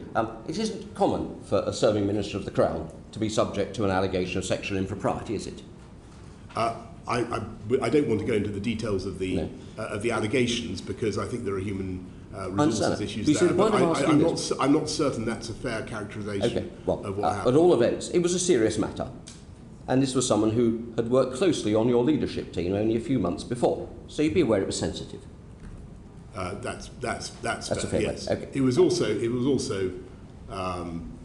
to be fair, almost 2.5 years ago. Well, yes. But it's not the sort of thing you forget, is it, Prime Minister? Well, as I say, now that when it was drawn to my attention a couple of days later that there was a discrepancy between what we were saying abroad, as it were, and what number 10 was saying, and the fact that this briefing had taken place, I took steps to clear it up as soon as I could. The suggestion you couldn't recall that was said on your behalf, is that a serious explanation? You couldn't recall this unusual incident of someone who was a close political ally? No. What we failed to do on the first day was to go over all the possible interactions between me and the member in question, all the possible decisions that I might have taken. As it happened, the issue, the report about the complaint was not raised to me as a point for any kind of decision. It was simply something that was mentioned to me in the margin of other meetings as a point of, as I recall, as a point of information about what had happened, because it was the Foreign Office that dealt with it. But Prime Minister, when you were considering appointing him into the government most recently, how true is it that actually you wanted him to be Chief Whip? Not to my recollection, Sir Bernard. I don't think so. I think the suggestion was that he was going to be Deputy Chief Whip. I think that's what happened. And what happened to all the messages pouring into Downing Street about the risk of appointing this person? Well, because there were plenty of them. Well, I don't know how many there were, but there was certainly. Well, why couldn't? I mean, there's a cultural problem here. Why couldn't the system hear that there was concern about this appointment? I don't think that's entirely fair. Well, then why did you refer it if you're to talking the about ethics and to the ethics and proprietary director in the Cabinet Office? Why was that necessary if there wasn't a concern? Okay, well, every ministerial appointment automatically goes to the propriety and ethics team, so they look at every one. William Ragg. Good afternoon, Prime Minister. Good afternoon. I appreciate that today is a day of events, and though this meeting has not quite resembled a Moscow show trial, because I think certainly they were livelier, it must be nonetheless quite difficult, and I do pay tribute to you for turning up today. I wouldn't dream of being anywhere else. Indeed. Having said that, delighted to be here. Having said that, at which point does it become impossible for the Queen's government to be continued? I really think that William, you're underestimating the talent, energy, and sheer ambition of members of Parliament, and they want to get things done. They want to get things done for their constituents, and the government of the country is being carried on with ever-increasing energy. Well, they seem to want to get one thing done at the moment in time. I agree with you on that. But I think the issue that we have is that you've had, at least my initial calculation at the start of the meeting was 27 ministers and aides resigning. There have been more in the meantime. Do you think there are swelling ranks of those young thrusters on the back benches who could replace them? I think it highly likely, yes. Ambition, could that not be considered delusion at times? Yeah, that's a sort of a moral judgment about human nature that I wouldn't venture to comment on. I think that we're all deluded in our ambitions, but I think most people who come to this place actually, in spite of what everybody says about MPs, are actuated by the highest motives. And most people want to serve their constituents and get stuff done, and that is the reality. Entirely so. So, in terms of that assessment of individuals, which qualities in the former Deputy Chief Whip appealed to you most? I think it was. So let me just, big picture. No, as I've said before, I think. Let me be clear that with the benefit of hindsight, I can see that appointment, as I said in the House, and I think I said on TV as well. I think that appointment was a mistake. Well, I want to know about the qualities of ministers. And if you are government appointments based upon ability? So it was put to me that like everyone we appoint, the member had excellent administrative skills. Administrative skills. Was he behind what's colloquially known as Operation Save Big Dog? Look, to the best of my memory, he was in addition to serving as Deputy Chief Whip under the previous Prime Minister, he did a stint at the Foreign Office and then a stint at the Department of Communities and Local Government when he had a role in housing, and the accounts I had were positive. Casting our minds back to January and February, it was a tricky time. And certainly some people in the shadow whipping operation used their charm in order to persuade. And I think it's fair to say others used aspects of what we might describe as being offensive to work that wonder for you. So why was Mr. Pincher the first to be invited into Downing Street on the day of the reshuffle when the most senior job available was that of Chief Whip? Ordinarily, it would be awarded to the person who was first. Okay, I got it. That's going back to Bernard's point. I think that's a red herring. Did any colleagues come to you on that day and express concerns about that appointment or potential appointment? Not to me, but concerns. What happened was that concerns were expressed actually after I had made the appointment. Why was he in there for 4 hours though before the appointment was made? For that reason, I made the appointment. And then when it got on with making other appointments, but there was a problem that needed to be resolved. What was that problem? I think that I probably ought to, given that this member is No, they're investigating him, Prime Minister. They're not investigating you. Yeah, so but I don't want to offer any more commentary that might or might not be. I'm sorry, we're asking might or might not be correct about it. Well, come on. It's quite a direct He's asking a straightforward question, Prime Minister. About your judgment and how you approach appointing ministers. Yes. So let me be clear. I made the appointment. There was then I then got on with making other appointments. There was then a delay while the matter was cleared up. In announcing the appointment, I was told that it had been cleared up, and we got on with it. What needed to be cleared up? It was a matter concerning another colleague that I really don't want to. It would not be right for me to go into it. No, it wouldn't be right, because what happened to that colleague wasn't right at all, was it? Well, I wasn't informed of that at the time, but having been subsequently informed about it, I can see that it's another reason not to have done, not to have had that minister, if it was true, not to have had that minister in post. But on the other hand, if it was true, do you believe that colleague who came to you or made overtures to number 10, or do you believe Mr. Pincher? Look, I think that these things have to be examined. I'm not going to make a comment about that. I think what happened was that my team interviewed both people and resolved the matter, and that's why we proceeded as we did. Are you familiar with the Lassalle's principles? I knew you were going to ask this, and I'm sorry, Mr. Ragg. Before you move on, I know this is about Tommy. Indeed, you watched the crowd. Yes. Yeah. Go on, remind me. So, if you were to go to Her Majesty and request, as it is a request, not to advise, but request a dissolution of Parliament, could you give me 2 conditions under which Her Majesty would be justified in declining your request? You're asking about something that is not going to happen, unless everybody's so crazy as to try and have a new. We are going to get on. No, there is no. I don't think the people of this country want to have an election, and I certainly don't. Excuse me, Prime Minister. You said it's not going to happen unless what? Well, I think that the history teaches us that the best way to have a period of stability and government and not to have early elections is to allow people with mandates to get on. Unless what? Unless what? That's what I'm saying. So the history teaches. You said unless what?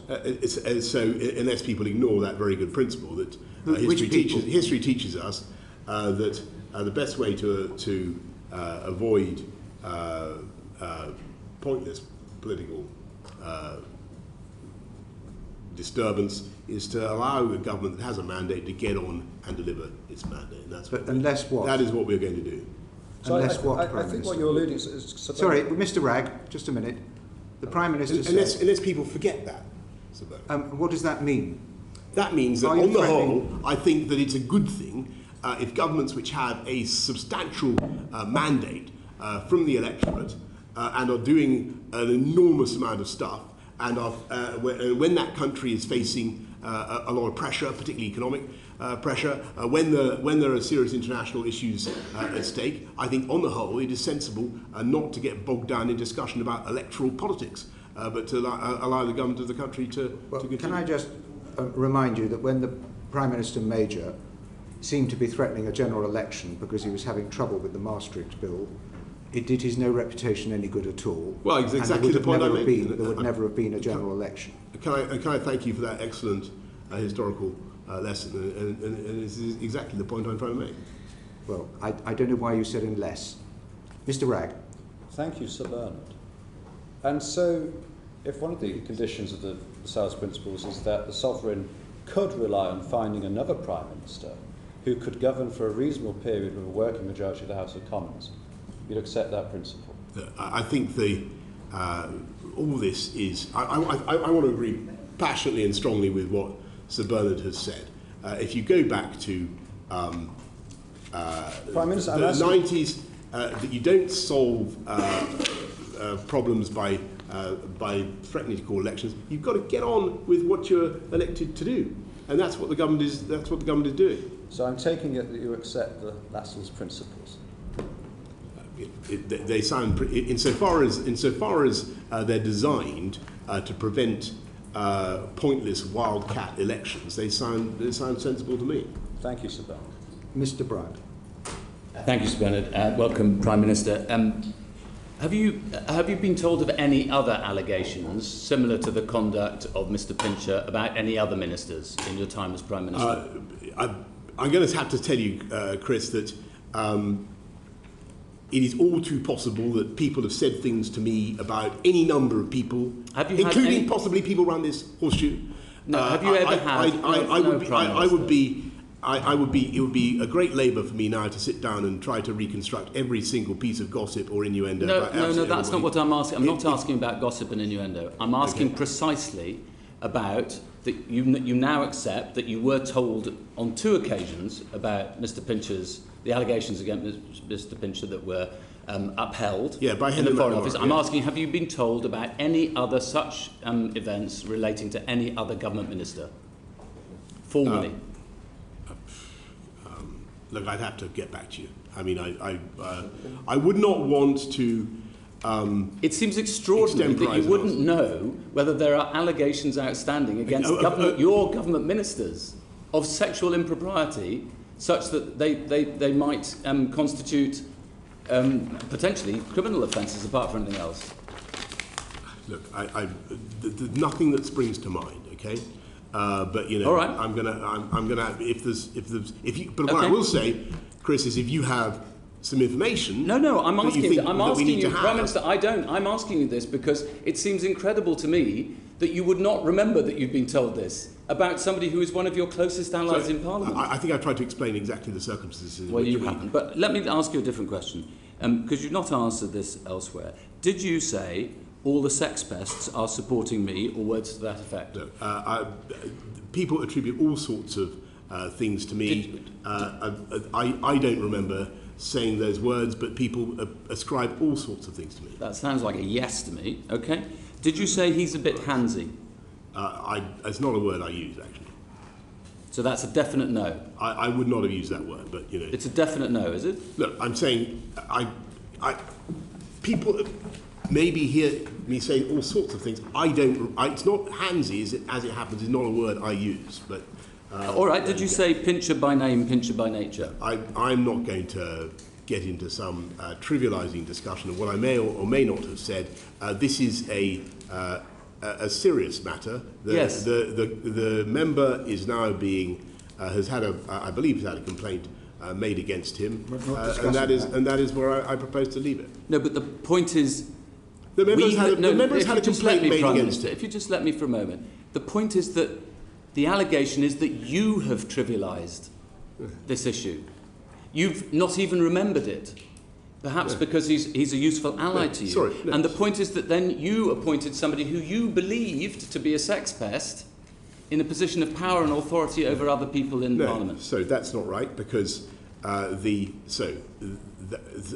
any view, the issue at the Foreign Office was.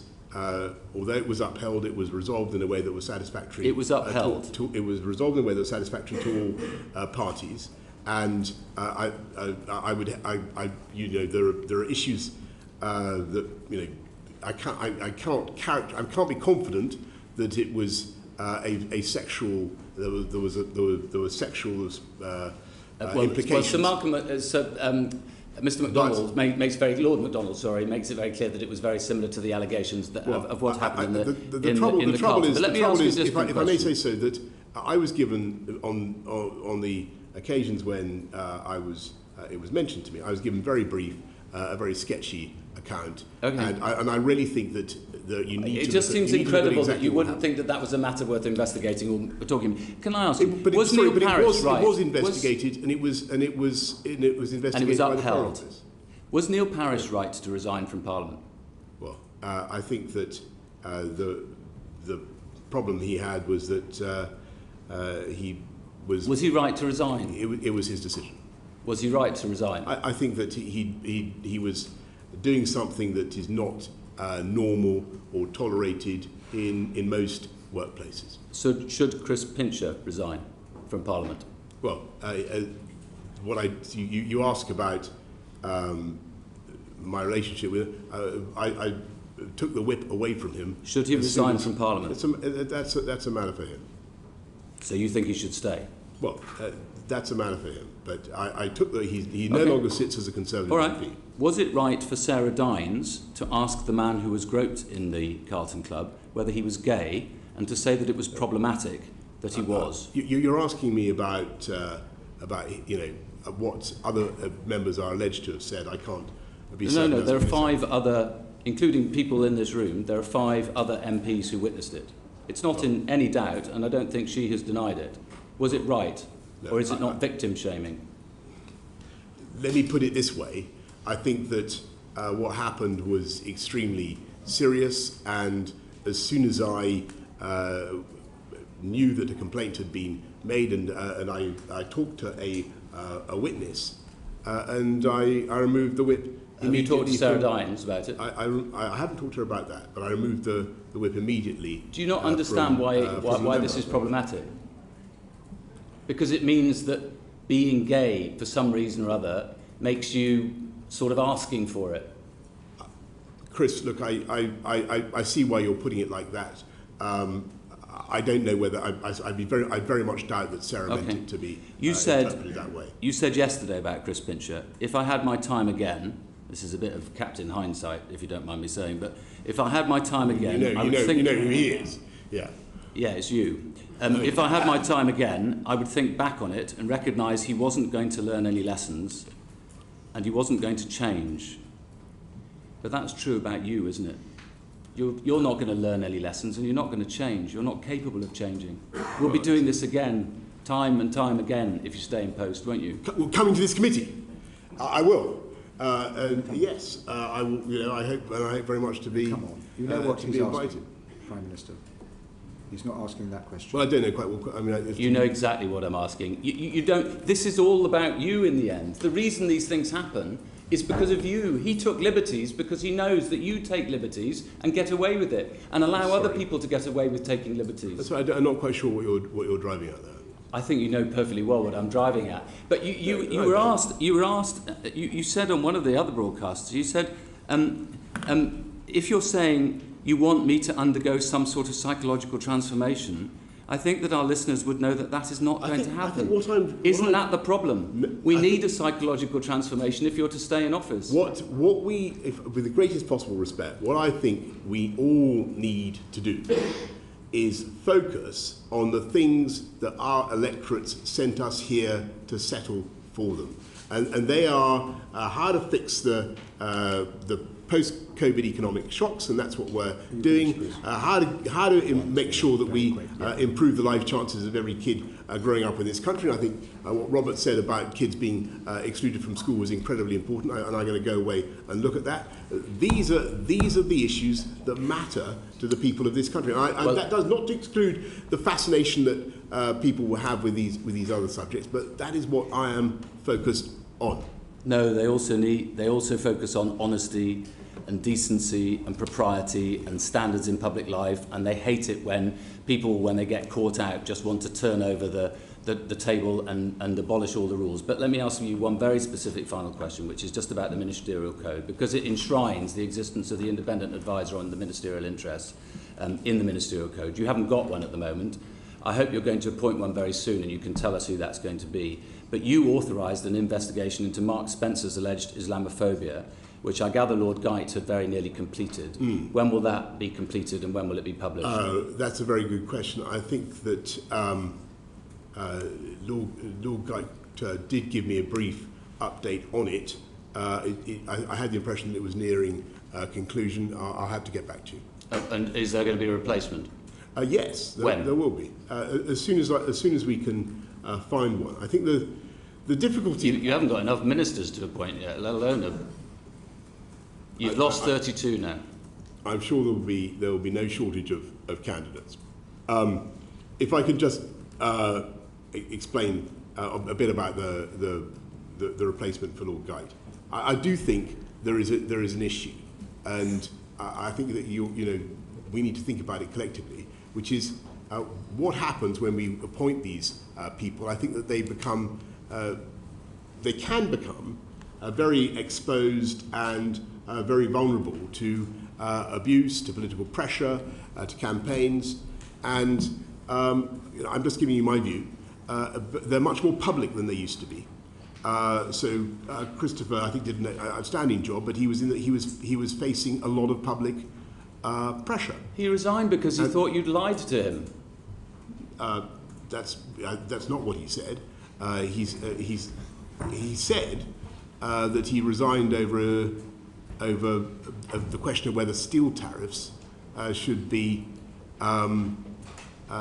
He didn't resign over steel tariffs. You know perfectly well that's not the truth. I'm sure you've seen his letter. That's what I have, yes. That's what he says. And I think the issue there was whether imposing or retaining steel tariffs in the UK he resigned. Breach of WTO. I'm sorry, Prime Minister. He resigned, as he says in his letter, because he knew that he wanted to initiate an investigation into your breaching of the ministerial code, but he couldn't do so without resigning, and that put him in an impossible position. That's expressly what his letter says. Sorry, well then you must have seen another letter, because that's not what. No, I read it and you didn't. I'm going to have to disagree with you gently there. Thank you. Thank you, Chair. Chair, after that outbreak of mythomania, let's perhaps get down to some facts. So, Prime Minister, you know my job in Parliament is to do the maths.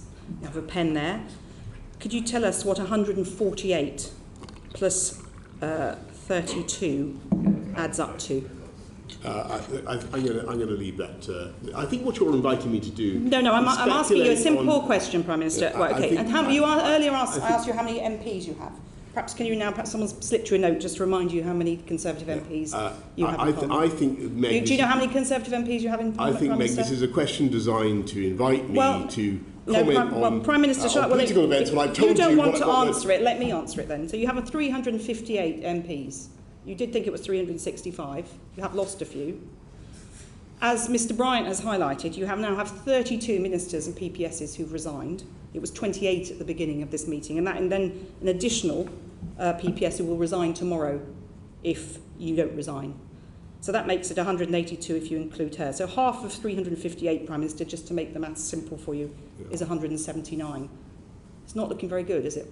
Well, Meg, you're wanting me to comment on You've lost the confidence of more than half of your party, not including other members in this room who may not be in the 148. I've been generous and not double counted. Well, sure. I'm here to talk about the government of the country, the policies. Mr. Prime Minister, without the support of your party, you cannot govern this country responsibly or well.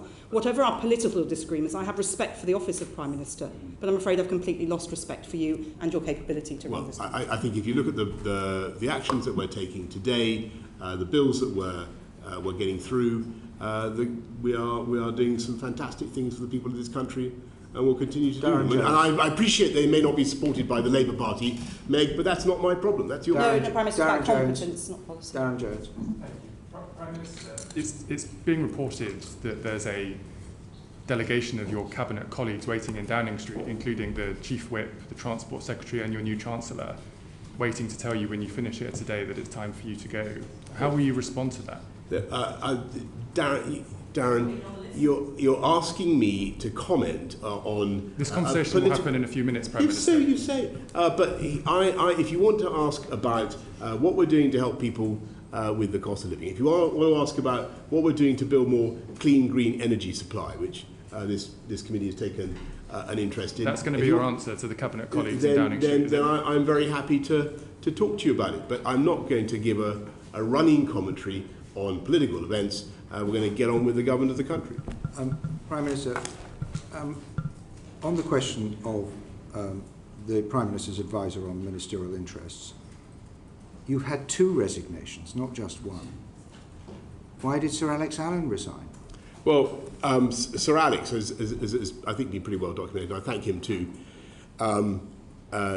Was asked to investigate allegations of bullying against the Home Secretary.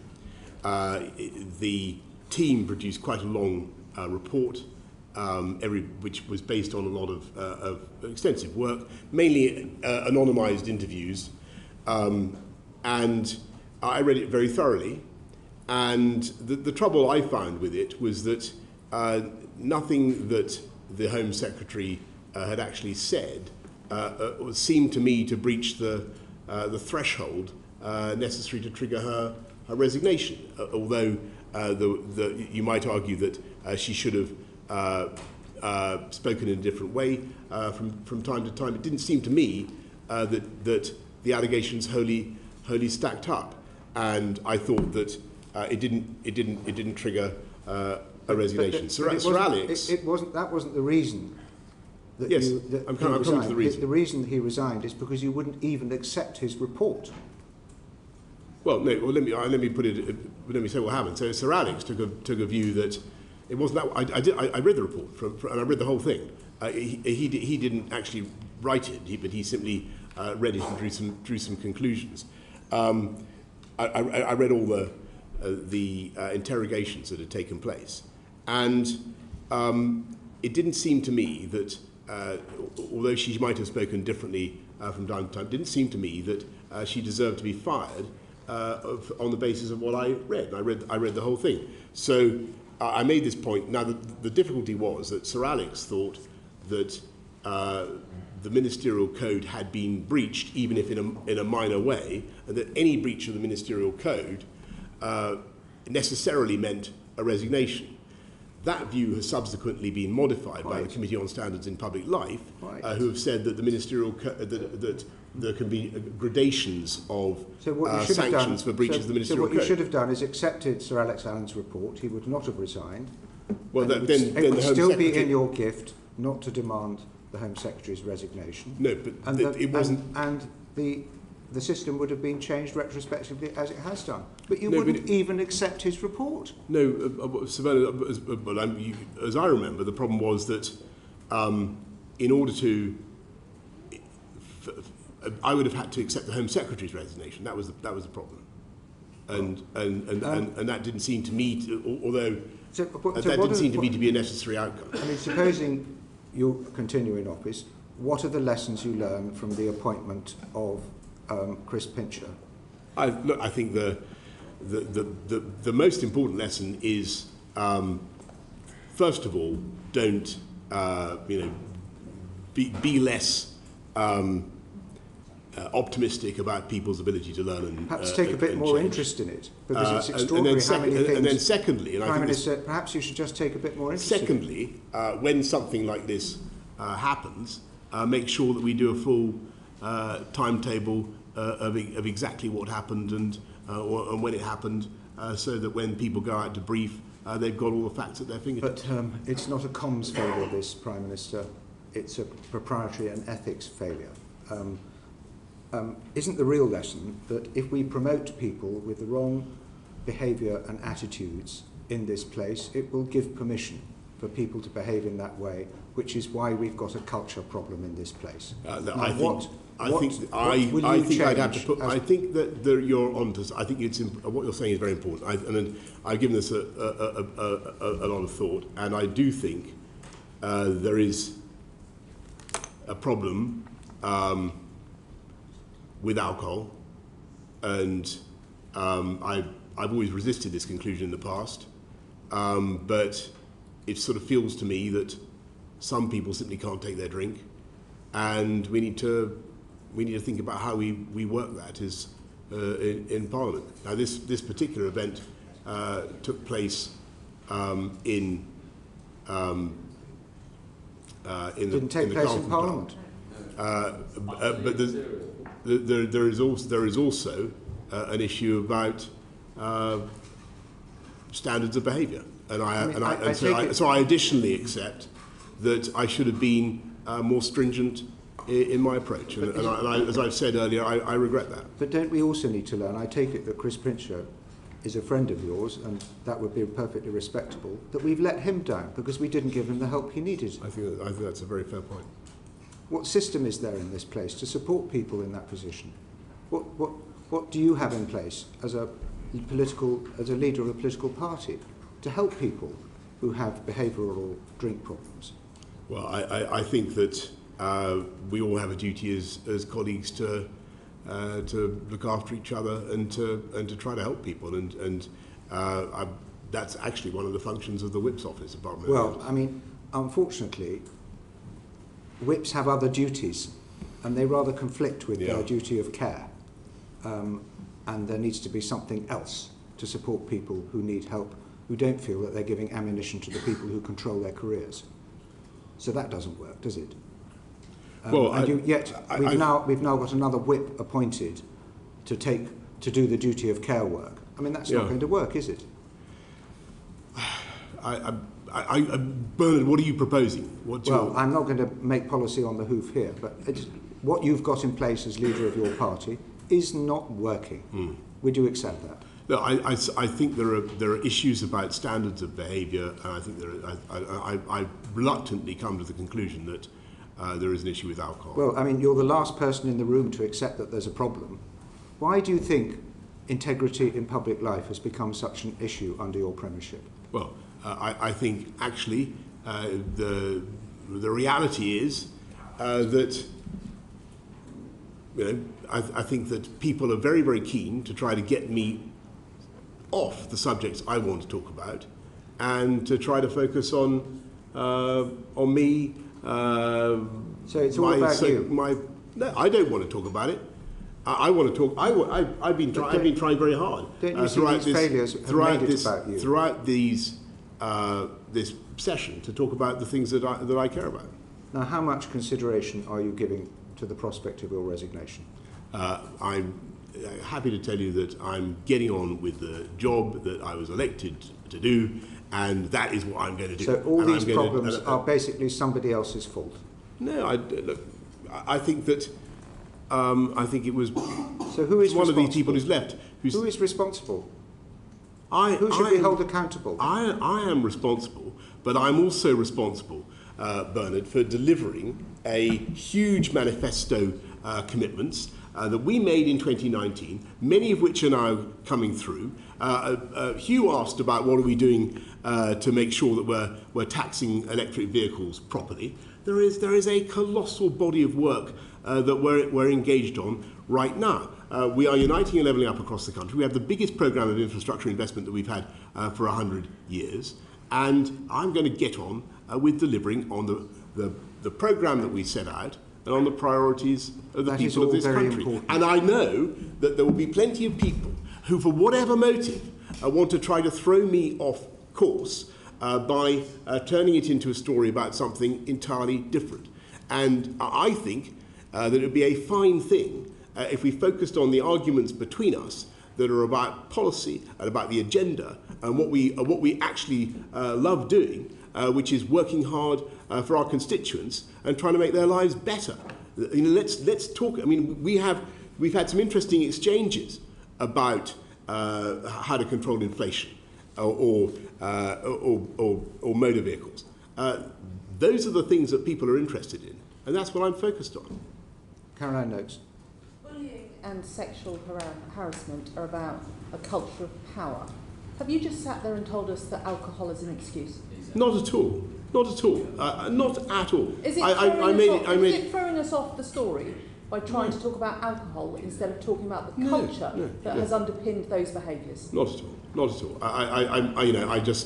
I observe that some people seem to get very drunk, but that in no way minimises the underlying pattern of behaviour. Well, that's what you've just done. I don't think. Prime Minister, I vehemently disagree with that. I hope that you will reflect that in the end we're all dispensable. Bernard, that is certainly true. The programmes and the policies of your government and all flesh is grass. The welfare of the British people and the security of the nation are indispensable. And if you are becoming an obstruction to the achievement of those aims, I hope you will consider your position. Of course I will. But I wanted you to know that my job is to get on and deliver on those aims, and that is what I was elected to do. Will you resign if it is clear that you do not have the confidence of the majority of Conservative MPs? You're asking me, I love this committee, but you're asking me again to offer commentary today on political events when I'm here to talk about I wish you to policy. be clear about one thing, that if you have lost the confidence of your MPs, You will not seek a dissolution. You will stand aside and allow a leadership election to take place so the Prime Minister may send for an alternative leader. That's the proper procedure, isn't it? What I'm going to do is get on with... No, I need you to answer this question. Where you're quite right, and where I passionately agree I need you to answer this question, Prime Minister. And with you, is that I see absolutely no need Prime Minister, I'm going to ask you once more, an election. If you have lost the confidence of your MPs and you're required to step down as leader of the Conservative Party, you will not seek to dissolve Parliament. Well, I think the last thing this country needs, because this House, but I'm not going to step down. And the last thing this country needs, frankly, is election. Because this House, on the contrary, I think the risk is that people continue to focus on this type of thing, and I think that is a mistake. What we need to do is get on with stable... How would it help the crisis in Ukraine and the cost of living crisis if we were plunged into a general election that nobody wants? But this is your fancy. Well, then, I think then rule it out. Rule it out. Of course I rule it out. You've ruled it out. The earliest date that I can see for a general election is 2 years from now, or 2024, I think is the most likely date for the next election. We have a huge amount to deliver. We're going to get on and do it. And you'll resign if a vote of confidence in the Conservative Party I think we're done. is carried. Look, Otherwise, you're a danger. You're asking me to comment on politics. I think it's important that we get on and deliver on our agenda, and that is what I was elected to do.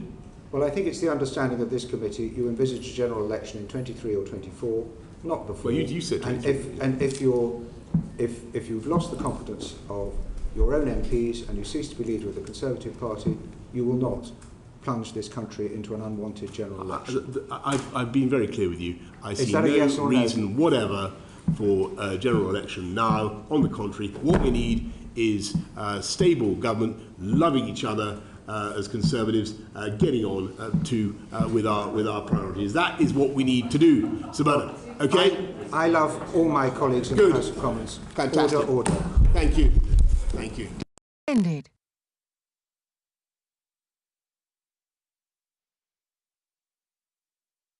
The proceeding has ended.